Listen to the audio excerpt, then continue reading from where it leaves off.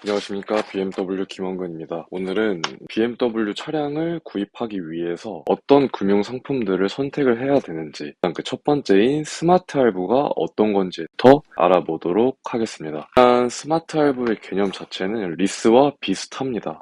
리스 같은 경우에는 법인 아니면 개인 사업자분들이 주로 비용 처리를 위해서 사용을 하는 상품이고, 잔존 가치를 남겨두고 차량의 파이낸셜을 실행을 하기 때문에 아무래도 월납입금적인 측면이 낮아질 수 있고요. 월납입금이 낮아지면 아무래도 법인이나 개인 사업자 측에서 비용을 처리하기 유리한 부분이 있습니다. 그러면 개인은 비용 처리를 할 수가 없는데 혹시 그러면 어떤 식으로 금융상품을 사용을 해야 될까 해서 나온 게 스마트 할부로 보시면 될 것 같습니다. 스마트 할부 같은 경우도 리스와 마찬가지로 잔존 가치를 남겨두고 나머지 부분에 대해서 파이낸셜을 실행을 하는 금융상품으로 생각을 하시면 될 것 같은데, 일단 개인 같은 분의 경우에 보통 일시불이나 그냥 일반 할부로 차량 구입을 고민하시는 분들이 가장 많을 거예요. 근데 스마트 할부를 사용을 잘 못하시는 이유는 보통 스마트 할부가 뭔지 잘 모르시기 때문입니다. 법적으로 비용 처리는 안 된다고 해도 본인 스스로의 재무제표가 있을 거 아니에요. 본인 스스로의 비용 처리를 하는 어떤 한 달 동안 정해둔 비용이 있을 겁니다. 이거는 이제 월급에서 차량에 대한 비용을 내가 어느 정도를 사용을 할 수 있는가에 따라 달라지게 되겠죠. 그렇게 봤을 때 일단 요즘 가장 인기 많은 차종이죠. 520i 베이스 모델로 제가 간단하게 설명을 도와드리겠습니다. 일단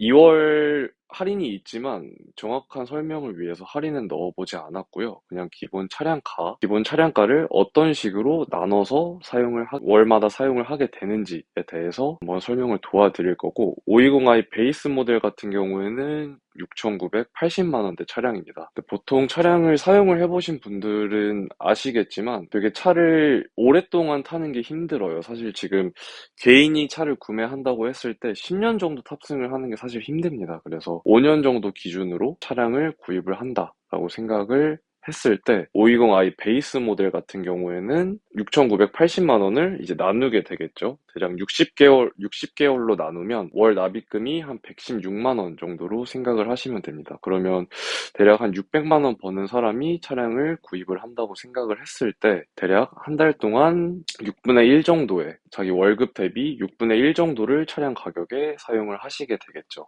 일단은 뭐 할부를 사용을 하시든 일시불로 사용을 하시든 뭐 거의 비슷한 개념이 되겠고요. 무이자 할부를 사용을 하시게 되면 그냥 이 상품 그대로 이제 이 월납입금 그대로겠지만, 할부를 사용하시게 되면 이자가 붙기 때문에 아무래도 이거보다 조금 비싸질 수밖에 없는 게 현실이기는 합니다. 근데 이제 스마트 할부를 사용을 하시게 되면 대략 한 48개월 정도를 잡았을 때 잔존 가치를 45% 잡고 혼납을 3천만 원 정도 하시면 27만 원대의 월납입금이 나오게 됩니다. 대략 600만 원을 버는 사람 기준으로 했을 때 이제 6분의 1의 월급에 사용을 해야 됐었는데, 지금은 절반 넘은 대략 월에 사용하는 비용 자체가 6분의 1에서 이제 20분의 1로 줄어드는 효과가 있을 수가 있는 거죠. 이렇게 투자하기 좋은 시기에 사실 월납입금을 100만 원씩 넣는 것 자체가 일단은 투자적인 측면에서 봤을 때 리스크가 될 수도 있고요.